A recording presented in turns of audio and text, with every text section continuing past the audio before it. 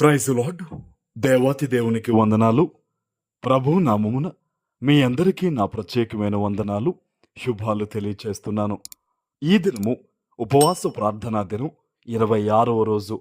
మీ ప్రార్థనవసతులు నాకు తెలియచేయండి, నేను మీకోసం ప్రార్థిస్తాను.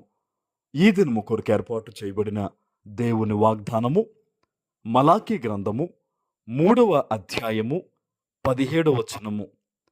నేను నియమింపబోవు దినము రాగా వారు నా వారై నా స్వకీయ సంపాద్యమయుందురు. తండ్రి తన్ను సేవించు కుమారుణ్ణి కనికరించినట్టు నేను వారిని కనికరింతునని సైన్యములకు అధిపతియగు యెహోవా సెలవిచ్చుచున్నాడు. దేవుని నామానికి మహిమ కలుగునుగాక. ఈ ఉదయకాల సమయంలో సర్వశక్తివంతుడగు తండ్రి గొప్ప వాగ్దానాన్ని మీకు అందిస్తూ ఉన్నారు. ఆయన అంటున్నారు కదా, నేను నియమించిన దినం ఒకటి రాబోతూ ఉంది, వారు నా వారై నా స్వకీయ సంపాద్యం అవుతారు. వారు ఈ రోజు నుంచి కూడా నువ్వెంత ధన్యుడివి, ధన్యురాలు అంటే ఆయన వాగ్దానం ఇస్తున్నాడు, నీవు ఆయన సంబంధివి. మీరు అనుకోవచ్చు, మరి ఇన్నాళ్ళు బట్టి మేము ప్రార్థన చేస్తున్నాం కదా అని. ఎవరైతే త్రప్పిపోయిన వారు ఉన్నారో, ఎవరైతే దేవునికి దూరం అయిపోయిన వారు ఉన్నారో వారిని ఉద్దేశించి ప్రభువు చెప్తున్నాడు, అయినను కూడా వారు నా వారే, వారు నా సొంతమే అని చెప్తున్నాడు.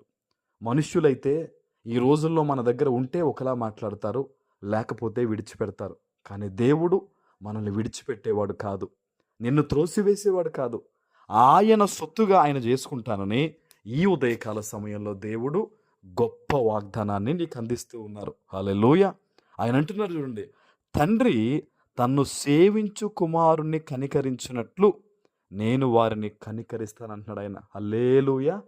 దేవుడు నిన్ను కనికరిస్తానని ఈరోజు వాగ్దానం ఇస్తున్నాడు. ఈరోజు ఎన్నో పనులు భారాలు నీకు ఉన్నాయి కదా, ఏవేవో ముఖ్యమైన అంశాలు పెట్టుకున్నావు కదా, ఓ పని అవ్వాలని చెప్పి ఈరోజు ముందుకు వెళ్తున్నావు కదా. నీ దేవుడు చెప్తున్నాడు, ఆయన తన కనికరమును నీ మీద చూపించి అన్ని విషయాల్లో కూడా నీకు ఆశీర్వాదం ఇవ్వబోతున్నారు. ఆమెన్. అన్ని విషయాల్లో నువ్వు దీవెన పొందుకోబోతూ ఉన్నావు. ఆమెన్. నువ్వు యేసు నామమును నీ నోటి వెంబడి పలికి ధైర్యంగా ముందుకు వెళ్ళు. ఆయన కనికరం నీ మీద ఉంది గనక అన్ని విషయాల్లో కూడా నువ్వు బ్లెస్ అవుతావు. అంతే. దేవుడు తన బిడ్డలను ఎంతో ప్రేమిస్తున్నాడు. అందుకనే దేవుడు అంటాడు కదా, దేవుడు లోకమును ఎంతో ప్రేమించెను. ఈరోజు ఈ సృష్టి అంతటిని నువ్వు చూస్తే ఎంత గొప్ప సృష్టిని దేవుడు తన మాటతో చేశాడండి. కానీ ఈ వాగ్దానాన్ని వింటున్న నిన్ను దేవుడు తన అరచేతుల్లో చెక్కుకున్నాడు. కాబట్టి నీవంటే దేవునికి ఎంతో ప్రేమ.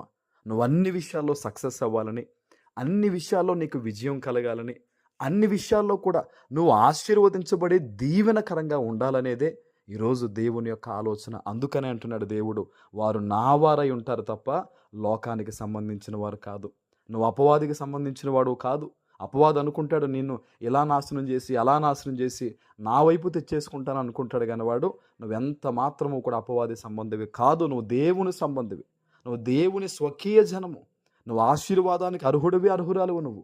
ఈ దినము దేవుడు అదే చెప్తున్నాడు, వారు నా వారు గనక ఇదిగో తండ్రి తన సేవించు కుమారుణ్ణి కనికరించినట్టుగా నేను మిమ్మల్ని కనికరిస్తాను. నా కనికరము చేత మీకు అన్నీ సమకూరుస్తాను.